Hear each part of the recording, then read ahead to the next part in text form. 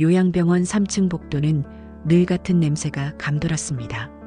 약품 냄새와 소독약 냄새가 뒤섞인 그 공간에서 장미숙은 무거운 발걸음을 옮겼죠. 오늘부터 특실 환자를 맡게 된다는 수간호사의 통보는 달갑지 않았습니다. 특실 환자라면 의례 까다롭고 돈 많은 노인들이 대부분이니까요. 장간호사, 이번에 한기준 회장님 담당이라며? 부럽네. 미숙은 동료 간호사의 말에 대꾸하지 않고 지나쳤습니다. 어제부터 들려오는 말들이 그녀의 귀에 거슬렸어요. 밤마다 불 꺼진 특실에서 뭐 하는 거냐. 요즘 간병인들은 몸값이 후하다더라. 같은 조롱 섞인 말들이 병원 곳곳에서 들려왔습니다. 미숙은 특실 문을 열었습니다. 넓은 창으로 들어오는 햇살 속에 한 노인이 휠체어에 앉아 창밖을 바라보고 있었어요. 그는 천천히 고개를 돌렸고 미숙은 처음으로 한기준의 얼굴을 마주했습니다. 65살이라기엔 너무 초췌한 얼굴이었죠. 새로운 간호사님이군요. 이름이 장미숙입니다. 미숙은 불필요한 친절은 베풀지 않으려 했습니다. 이 일은 오직 돈을 위한 것이니까요. 대학생 딸 등록금이 연체된 지 보름째였습니다. 간병 수당이 일반실보다 3배라는 말에 특실 근무를 자원했던 것뿐이었죠. 장미숙 씨 좋은 이름입니다. 커피 한잔 하실래요? 미숙은 고개를 저었습니다. 약 드실 시간입니다. 이틀이 지나고 미숙은 한기준의 생활 패턴을 파악했습니다. 아침 6시 기상, 약 복용, 창가에서 명상, 점심 식사 후 독서, 저녁에는 클래식 음악 청취. 자식들은 한 달에 한 번 얼굴을 비추었고 그마저도 짧게 다녀갔죠. 5째 날 밤 미숙은 병실 문을 열었을 때 한기준이 홀로 울고 있는 모습을 보았습니다.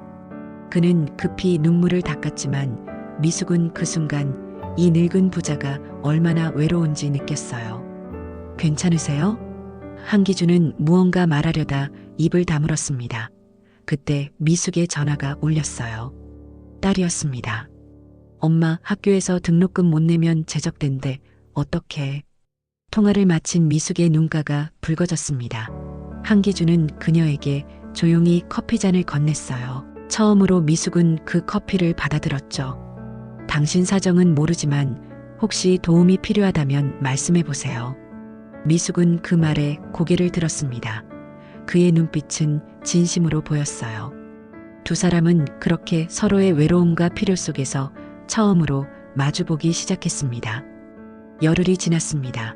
미숙은 이제 한기준의 일상에 익숙해졌죠. 아침마다 그의 약을 챙기고 점심에는 특별히 가져온 과일을 깎아주며 저녁에는 그의 이야기를 들어주는 것이 일과가 되었어요. 처음에는 단지 돈을 위해 시작한 관계였지만 어느새 미숙은 그의 병실 문을 열 때마다 묘한 설렘을 느끼곤 했습니다.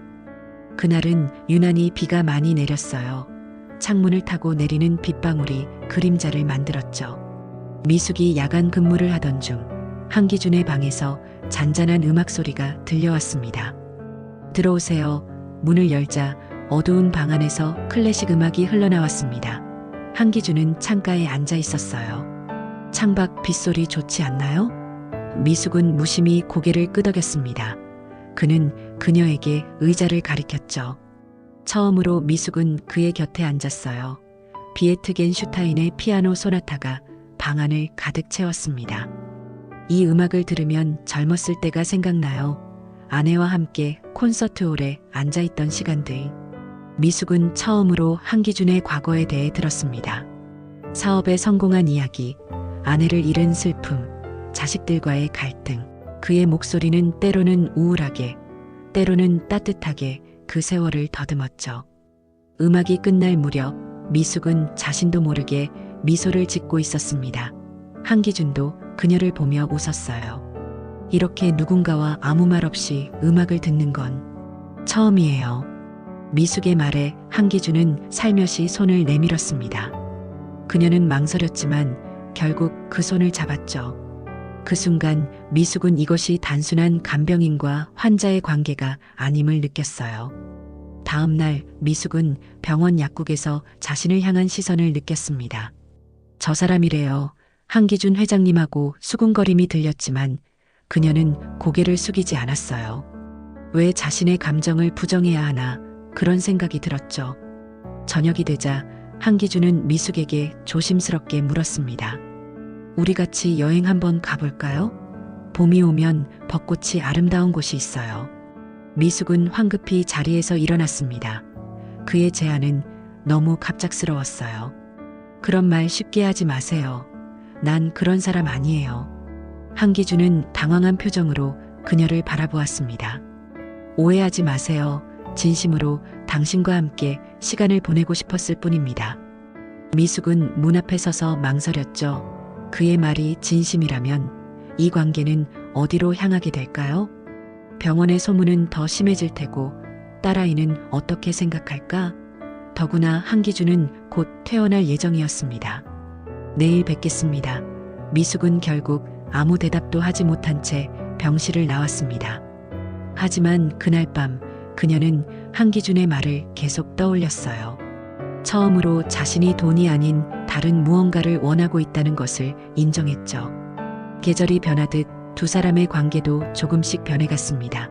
봄이 왔고 한기준의 병세는 호전과 악화를 반복했어요. 미숙은 이제 그의 담당 간호사를 넘어 마음을 나누는 사람이 되어 있었죠. 그들의 관계는 여전히 비밀스러웠습니다. 병원 동료들의 시선과 수군거림 속에서 그들은 작은 세계를 만들어가고 있었어요.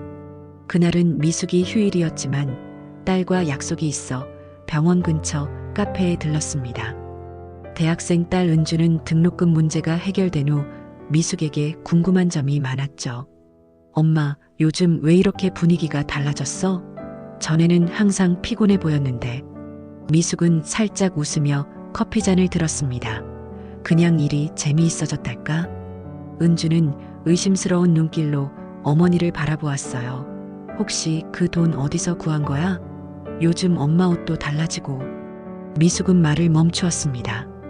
어떻게 설명해야 할까요? 자신이 담당하는 환자와 특별한 감정을 나누고 있다고? 그가 등록금을 대신 내주었다고? 그냥 은행에서 대출받았어. 그때 카페 문이 열리며 한기준이 휠체어를 타고 들어왔습니다. 그는 병원 외출 중이었고 우연히 미숙을 발견한 것이었죠. 그의 눈이 미숙과 마주쳤고 자연스럽게 미소를 지었어요. 장 간호사님. 은주는 그 모습을 놓치지 않았습니다. 엄마, 저분 누구야? 미숙이 대답하기도 전에 한기준이 다가왔어요. 안녕하세요. 저는 장 간호사님께 많은 도움을 받고 있는 환자입니다. 세 사람은 어색한 대화를 나누었고 한기준은 곧 자리를 떠났습니다. 하지만 그 짧은 만남은 은주의 의심을 키웠죠. 집으로 돌아오는 길, 은주는 갑자기 걸음을 멈추었어요. 엄마 설마 진짜로 돈 받고 그런 거야? 미숙은 충격에 얼어붙었습니다. 무슨 말을 하는 거니? 그 할아버지가 엄마 등록금 내준 거잖아. 병원에서 엄마랑 그 환자 얘기 다 소문났대. 친구 엄마가 그 병원에서 일하거든. 미숙은 울음을 터뜨렸습니다. 자신의 감정이 그렇게 더럽게 보일 수 있다는 사실이 고통스러웠어요. 난 그런 사람 아니야. 난 정말로 그분을.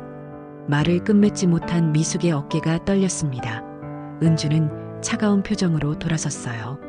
난 당분간 기숙사에서 지낼 거야. 연락하지 마. 은주는 그대로 집을 나가버렸고 미숙은 홀로 남겨졌습니다. 그녀의 눈물이 마를 무렵 전화가 울렸어요. 병원이었습니다. 장 간호사님, 한기준 환자분 상태가 급격히 나빠졌습니다.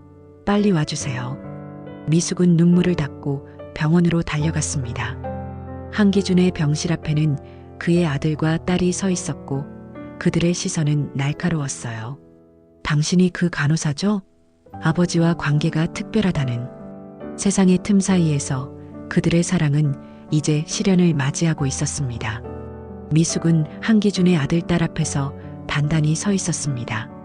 그들의 차가운 시선이 그녀를 꿰뚫었지만 미숙은 더 이상 숨지 않기로 했어요. 제가 한기준님의 담당 간호사입니다. 무슨 일이신가요? 한기준의 아들 한민우는 비웃음을 지었습니다. 담당 간호사? 그보다 더한 관계 아닌가요? 아버지가 갑자기 유언장을 바꾸셨다던데. 미숙은 혼란스러웠습니다. 유언장이라니? 한기준이 그녀에게 그런 말을 한 적은 없었죠. 전 그런 이야기 들은 적 없습니다.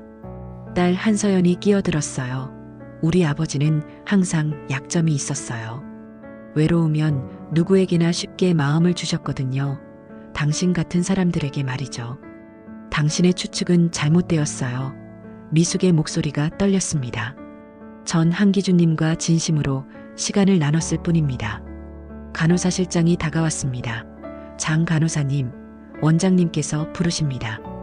병원 원장실에서 미숙은 차갑게 쏟아지는 질문들에 홀로 맞섰어요.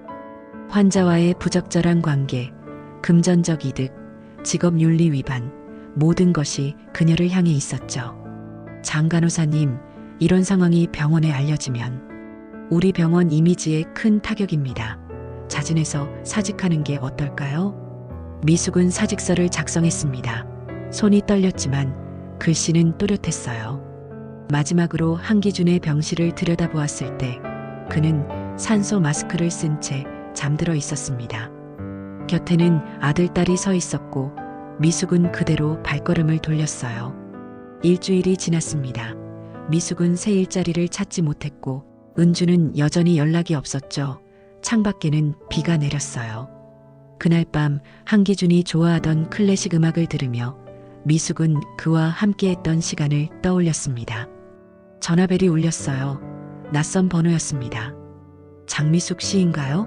저는 한기준의 주치의 김현수입니다. 한 회장님께서 당신을 찾으십니다.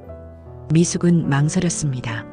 다시 그곳에 가면 무슨 일이 벌어질지 알 수 없었어요. 하지만 한기준을 다시 볼 수 있다면. 병원에 도착했을 때 한기준의 방 앞에는 보안 요원이 서 있었습니다. 주치의가 미숙을 안으로 이끌었어요. 아버지, 이 여자를 여기 들이면 안 됩니다. 한민우의 목소리가 방 안에서 들렸습니다. 한기준의 목소리는 약했지만 단호했어요. 내 남은 시간은 내가 결정한다. 모두 나가줘. 가족들은 분노에 찬 표정으로 방을 나섰고 미숙은 조심스럽게 안으로 들어갔습니다. 한기준은 창백한 얼굴로 그녀를 바라보았어요. 와줘서 고마워요. 미숙은 그의 손을 잡았습니다. 예전보다 훨씬 마른 손이었어요. 제가 떠난 후 병세가 더 나빠지셨군요. 한기준은 미소 지었습니다. 당신이 없으니 약도 제때 먹지 않게 되더군요. 두 사람은 오랫동안 말없이 서로를 바라보았어요. 병원 창문 너머로 저녁 노을이 지고 있었습니다. 세상의 반대에도 불구하고 그들의 마음은 더욱 단단해지고 있었죠. 다음 날부터 미숙은 공식적인 간호사는 아니지만 매일 한기준을 찾아갔습니다. 병원 직원들의 시선과 한기준 가족들의 반대에도 불구하고 두 사람은 남은 시간을 소중히 여기며 보내기로 했어요. 주치의 김현수는 이들의 관계를 묵인하며 때로는 도움을 주기도 했죠. 오늘은 기분이 어떠세요? 미숙이 병실 문을 열며 물었습니다. 한기준은 창가에 앉아 있었어요. 예전보다 훨씬 수척해진 얼굴이었지만 미숙을 보자 밝게 웃었습니다. 당신이 오니 더 좋아졌네요. 미숙은 가져온 꽃을 화병에 꽂았어요. 노란 프리지아였습니다. 한기준이 좋아하는 꽃이었죠. 오늘은 휠체어 산책 어떠세요? 병원 정원에 벚꽃이 피기 시작했답니다. 두 사람은 병원 정원으로 나갔어요. 미숙이 휠체어를 밀며 천천히 걸었습니다. 봄바람이 살랑이며 벚꽃잎을 흩날렸어요. 아름답네요. 한기준이 중얼거렸습니다. 이런 날씨에 당신과 함께 있을 수 있어 행복합니다. 그때 멀리서 은주가 다가오는 모습이 보였어요. 미숙은 놀라 걸음을 멈추었습니다. 일주일 넘게 연락이 없던 딸이었죠. 엄마 은주가 다가와 서툴게 인사했어요. 그리고 한기준을 향해 고개를 숙였습니다. 안녕하세요. 세 사람은 벤치에 앉았습니다. 처음에는 어색했지만 점차 대화가 이어졌어요. 어머니가 많이 행복해 보여서 은주가 말했습니다. 제가 너무 오해했던 것 같아요. 엄마를 위해 해주신 모든 것에 감사드립니다. 한기준은 고개를 저었어요. 고마워할 필요 없어요. 내가 오히려 당신 어머니께 많은 것을 받았으니까요. 인생 마지막에 진정한 친구를 만났다는 건 큰 축복입니다. 미숙은 두 사람의 대화를 들으며 눈물을 참았습니다. 딸이 돌아왔다는 안도감, 그리고 한기준의 건강이 더 나빠지고 있다는 현실이 교차했어요. 석양이 질 무렵 은주는 먼저 자리를 떴습니다. 엄마, 나중에 집에서 봐요. 미숙과 한기준은 다시 둘만 남았어요. 병원으로 돌아가는 길, 한기준이 갑자기 말했습니다. 옥상에 가보고 싶어요. 별을 보고 싶네요. 미숙은 망설였지만 그의 소원을 거절할 수 없었어요. 병원 옥상은 출입이 제한되어 있었지만 김현수 의사의 도움으로 그들은 올라갈 수 있었죠. 밤하늘에는 별들이 총총 빛나고 있었습니다. 미숙은 한기준의 어깨에 담요를 둘러주었어요. 미숙 씨, 한기준이 별을 바라보며 말했습니다. 내가 가진 것 중 유일하게 나를 위해 있는 게 당신이었어요. 미숙은 그의 손을 꼭 잡았습니다. 차가운 손이었지만 그 온기가 그녀의 마음을 따뜻하게 했어요. 저도 처음으로 누군가를 위해 진심으로 존재한다는 게 어떤 느낌인지 알게 되었어요. 미숙은 조심스럽게 그의 무릎에 살며시 기대 앉았습니다. 한기준은 담요를 그녀에게도 덮어주었어요. 두 사람은 별을 바라보며 서로의 온기를 나누었죠. 그 순간만큼은 나이도, 병마도, 세상의 시선도 그들 사이에 존재하지 않았습니다. 그날 밤 이후로 한기준의 상태는 급격히 나빠졌습니다. 미숙은 거의 매일을 병원에서 보냈어요. 은주도 가끔 찾아와 두 사람과 함께하는 시간이 늘어났죠.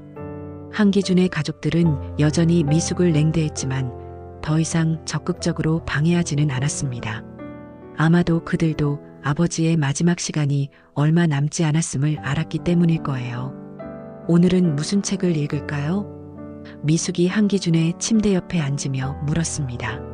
한기준은 힘겹게 미소 지었어요. 오늘은 책 대신 이야기를 들려주고 싶어요. 내 이야기. 그날 오후 미숙은 처음으로 한기준의 완전한 인생 이야기를 들었습니다. 가난했던 청년 시절, 사업 성공과 실패를 반복하며 쌓은 부, 사랑했던 아내와의 삶, 자식들과의 갈등, 그리고 인생의 마지막에 만난 특별한 사람에 대한 이야기까지. 당신을 만나기 전까지 내 인생은 성공한 듯 보였지만 사실은 공허했어요. 사업은 성공했지만 정작 내가 누구인지, 무엇을 원하는지 몰랐습니다. 미숙은 그의 말에 깊이 공감했어요. 그녀도 오랫동안 단지 생존을 위해 살아왔으니까요. 딸을 위해, 생계를 위해 자신의 감정은 뒤로 한 채 달려온 세월이었죠. 기준 씨 덕분에 저도 다시 제 마음을 들여다보게 되었어요. 누군가를 진심으로 아끼는 마음이 이렇게 따뜻한 것인지 잊고 있었습니다. 두 사람은 서로의 손을 잡은 채 시간이 멈추길 바랐습니다. 하지만 시계 바늘은 무정하게 돌아갔고 한기준의 숨소리는 날이 갈수록 약해졌어요. 어느 날 밤 한기준은 미숙에게 작은 노트를 건넸습니다. 이건 당신을 만난 후부터 매일 쓴 일기예요. 내가 없어도 이걸 읽으면 우리의 시간을 기억할 수 있을 거예요. 미숙은 노트를 받아들고 눈물을 참았습니다. 아직 멀리 가지 않으셔도 돼요. 우리 할 이야기가 많이 남았잖아요. 한기준은 약하게 웃었어요. 그래요. 아직 당신에게 들려주고 싶은 음악도 많이 남았으니까요. 그날부터 미숙은 한기준의 병상 곁에서 그가 좋아하는 음악을 틀어주었습니다. 베토벤, 모차르트, 쇼팽, 클래식 선율이 병실을 채웠고 두 사람은 음악 속에서 또 다른 세계로 여행했어요. 이 곡은 내가 25살 때 처음 들었어요. 그때는 세상을 다 가질 수 있을 것 같았죠. 그래서 지금은요? 세상을 다 가지셨나요? 한기준은 미숙의 손을 꼭 쥐었습니다. 아니요. 하지만 지금 이 순간, 당신과 함께 있는 이 시간이 내 인생에서 가장 충만한 순간입니다. 그의 말에 미숙은 눈물을 흘렸어요. 짧고도 깊은 이 사랑이 그들의 남은 인생을 어떻게 변화시킬지 그때는 알 수 없었습니다. 한기준의 숨소리가 점점 약해지던 그날 밤 병실에는 특별한 정막이 감돌았습니다. 창밖으로 보이는 밤하늘은 유난히 별이 많았어요. 미숙은 한기준의 손을 잡은 채 그의 얼굴을 살폈습니다. 그는 잠든 것처럼 보였지만 미숙이 다가가자 천천히 눈을 떴어요. 아직 안 가셨네요. 미숙이 속삭였습니다. 한기준은 힘겹게 미소를 지었습니다. 당신이 있는데 어떻게 가겠어요? 미숙은 그의 이마에 손을 얹었습니다. 열은 없었지만 그의 피부는 유리처럼 차가웠어요. 김현수 의사는 이미 가족들에게 연락했다고 했습니다. 아마도 그들은 지금 병원으로 오는 중이겠죠. 기준 씨, 혹시 후회되는 일이 있으세요? 미숙이 물었습니다. 한기준은 천천히 고개를 저었어요. 내 인생에서 가장 후회 없는 선택은 당신을 만난 것입니다. 비록 늦게 찾은 행복이지만. 그의 말이 끊겼습니다. 호흡이 불규칙해지기 시작했어요. 미숙은 간호사 버튼을 눌렀죠. 하지만 한기준이 그녀의 손목을 잡았습니다. 아직 할 말이 있어요. 미숙은 그에게 귀를 기울였습니다. 한기준은 힘겹게 말을 이었어요. 당신을 처음 만났을 때 나는 그저 외로운 노인이었어요. 하지만 당신이 내게 주었던 그 따뜻한 손길, 진심 어린 눈빛, 그것이 내게 삶의 의미를 다시 찾게 해주었습니다. 미숙의 눈에서 눈물이 흘러내렸습니다. 그녀는 그의 손을 더 꼭 쥐었어요. 기준 씨, 저도 당신을 만나기 전에는 그저 살아가는 것에만 급급했어요. 하지만 당신이 내게 보여준 따뜻함, 그 진실한 마음이 제게 사랑이 무엇인지 다시 알게 해주었습니다. 병실 문이 열리고 의료진이 들어왔습니다. 그들은 한기준의 상태를 확인하고 미숙에게 잠시 밖으로 나가달라고 했어요. 미숙은 망설였지만 한기준이 조용히 고개를 끄덕이자 병실을 나왔습니다. 복도에서 기다리는 동안 한기준의 아들, 딸이 도착했어요. 그들은 미숙을 보고 잠시 멈춰 섰습니다. 이전과는 달리 적대감이 없었죠. 아버지는? 한민우가 물었습니다. 의사 선생님들이 지금 살펴보고 계세요. 미숙이 대답했어요. 한서연이 조심스럽게 다가왔습니다. 아버지가 마지막 순간에 행복하셨나요? 미숙은 고개를 끄덕였습니다. 네, 그분은 정말 평온해 보이셨어요. 세 사람은 말없이 복도에 서 있었습니다. 그들 사이에 흐르는 긴장감은 여전했지만 이제는 공통된 슬픔이 있었어요. 잠시 후 김현숙 의사가 나왔습니다. 들어가 보세요. 시간이 얼마 남지 않았습니다. 한민우와 한서연이 먼저 들어갔고 미숙은 망설이다가 뒤따라 들어갔습니다. 한기준은 약하게 숨을 쉬고 있었어요. 그의 시선이 미숙을 찾았고 그들의 눈이 마주쳤습니다. 아버지, 저희가 왔어요. 한민우가 말했습니다. 한기준은 희미하게 미소 지었어요. 마지막 순간까지도 그는 강인했습니다. 미숙은 병실 한쪽에서 그 모습을 지켜보았어요. 한기준의 입술이 움직였지만 소리는 나오지 않았습니다. 하지만 미숙은 그가 무슨 말을 하는지 알 수 있었어요. 사랑합니다. 그날 밤 봄비가 내리는 가운데 한기준은 평화롭게 눈을 감았습니다. 한기준의 장례식은 조용하고 엄숙하게 치러졌습니다. 미숙은 멀리서 그 모습을 지켜보았어요. 비록 유가족들 사이에 끼지는 못했지만 그녀의 마음만큼은 그곳에 있었죠. 봄비가 내리는 가운데 한기준은 영원한 안식에 들어갔습니다. 장례식 일주일 후 미숙은 한 변호사로부터 연락을 받았어요. 한기준이 남긴 편지와 작은 유품이 있다는 내용이었습니다. 미숙은 흔들리는 마음을 진정시키며 변호사 사무실을 찾았어요. 장미숙님, 고인께서는 돌아가시기 일주일 전에 이 편지와 함께 몇 가지 물건을 맡기셨습니다. 변호사가 봉투 하나와 작은 상자를 건넸습니다. 미숙은 조심스럽게 봉투를 열었어요. 한기준의 단정한 필체로 쓰인 편지가 나왔습니다. 미숙에게 당신이 이 편지를 읽을 때 나는 이미 이 세상에 없겠지요. 하지만 내 마음만큼은 항상 당신 곁에 있을 겁니다. 당신 덕분에 난 내 인생 마지막을 사랑이라는 단어로 기억하게 되었습니다. 우리의 만남이 운명이었든 우연이었든 그것은 내게 가장 소중한 선물이었어요. 상자 안에는 내가 아끼던 LP 몇 장과 작은 기금이 있습니다. 딸 은주의 학업을 위한 것이니 거절하지 말아주세요. 이건 마지막 선물이 아니라 우리 인연의 연장입니다. 미숙, 당신은 더 행복해질 자격이 있어요. 나로 인해 겪은 어려움들을 모두 떨쳐버리고 이제는 당신만의 꿈을 찾아가길 바랍니다. 우리가 함께 들었던 음악처럼 당신의 삶도 아름다운 선율로 가득하길 바랍니다. 당신을 영원히 사랑합니다. 한기준 올림. 미숙의 눈에서 눈물이 흘러내렸습니다. 상자 안에는 그가 좋아하던 클래식 LP 몇 장과 서류 봉투가 있었어요. 봉투 안에는 은주의 이름으로 된 교육기금 증서가 들어 있었습니다. 집으로 돌아오는 길, 미숙은 오랜만에 마음의 평화를 느꼈어요. 비록 짧은 시간이었지만 한기준과 나눈 사랑은 그녀의 인생을 완전히 바꿔놓았습니다. 3개월이 지났어요. 미숙은 작은 간병센터를 열기 위한 준비를 시작했습니다. 그녀의 오랜 경험과 한기준이 남긴 자금으로 미숙은 자신만의 길을 걷기 시작했어요. 은주는 대학에서 간호학을 공부하기로 결심했고 어머니와의 관계도 회복되었습니다.